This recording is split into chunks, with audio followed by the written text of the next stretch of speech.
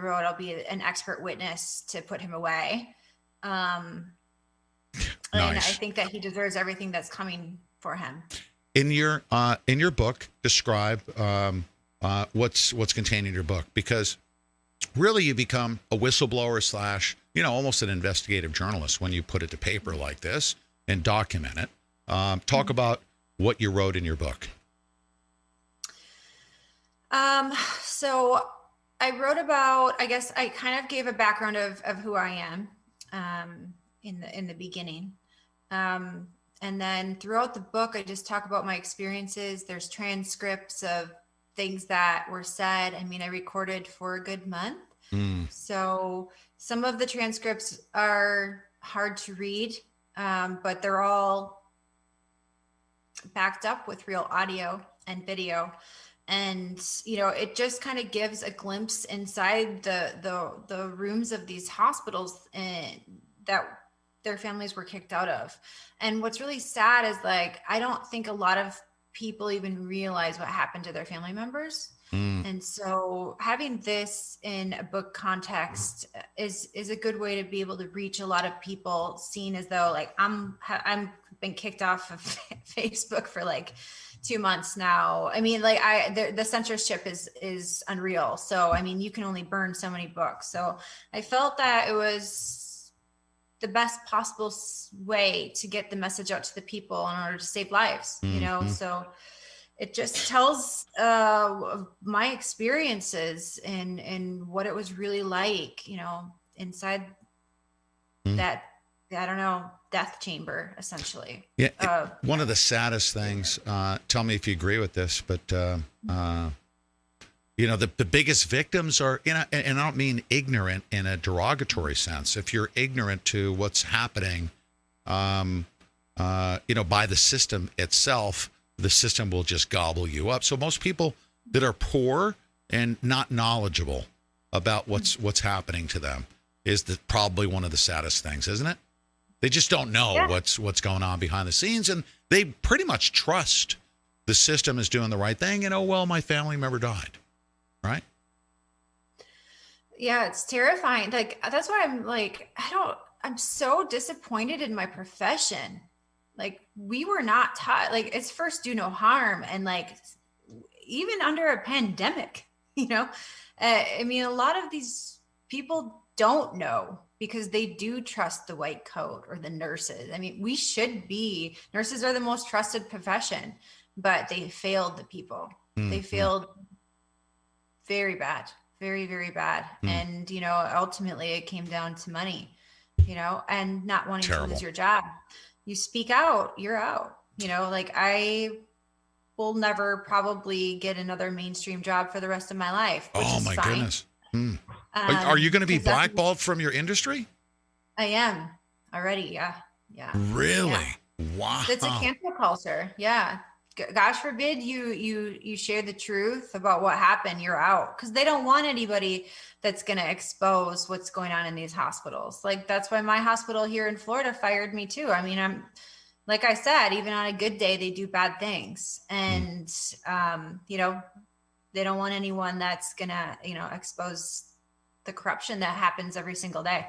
We need to reform healthcare big time. That's a big monster that you're speaking of right there, because they've become like more powerful than like the IRS. And, I wouldn't be surprised if they start issuing AR-15s to the medical, especially at the bureaucratic levels. I mean, look at. Well, I mean, you're not wrong. It's becoming, it's right. Yeah.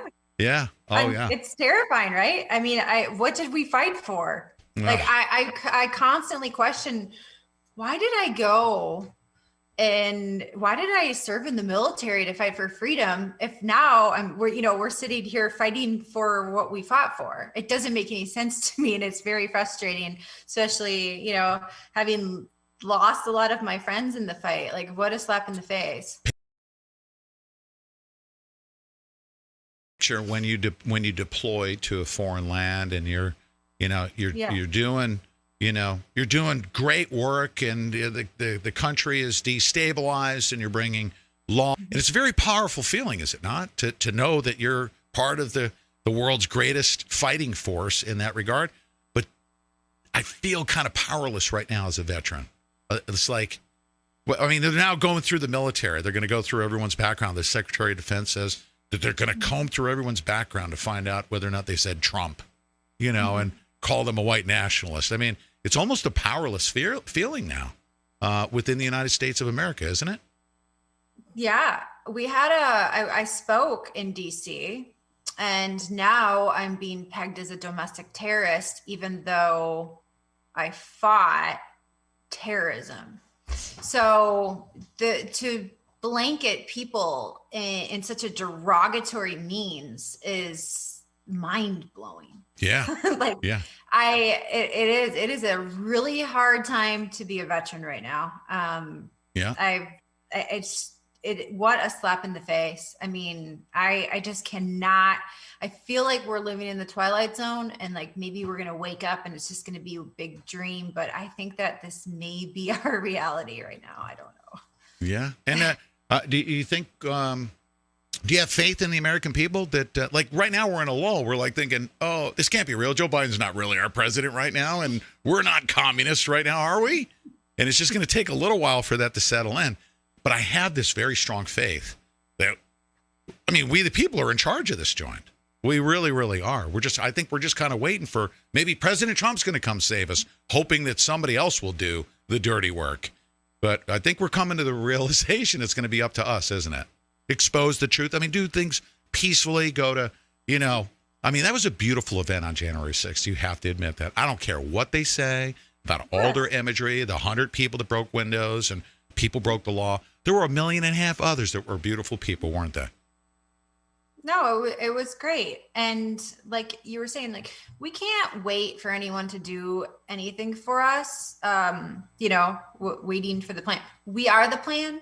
The people are the plan. And I think that as crazy and awful as this past almost a year now we're looking at since COVID came upon us, it's been a blessing in disguise because, a lot of people have exposed themselves for who they are. You know who your friends are, who the patriots are, who the people that value, America, love their country. You know who they all are. And I do think that this is a tipping point where we either can, retreat, or we can just stand up, step up, speak up, and just fight back peacefully. Rise up. Where did you speak, by the way, on January 6th? I was like a block away from the Capitol. So we had our first Global Frontline Nurses Summit. So nurses from all over flew in and we talked about our experiences. So you did. Yeah. Outstanding. Yeah. Right now, list the names, because some people may not have heard of, whether it be Dr. Simone, or list those names of people that you've come into contact with that that are in this fight. There's quite a few of them. I don't want to exclude any of them, but I want you to mention those names so that we can go out and find them, because they're getting wiped. You can't go YouTube, go to YouTube and search for them, can you?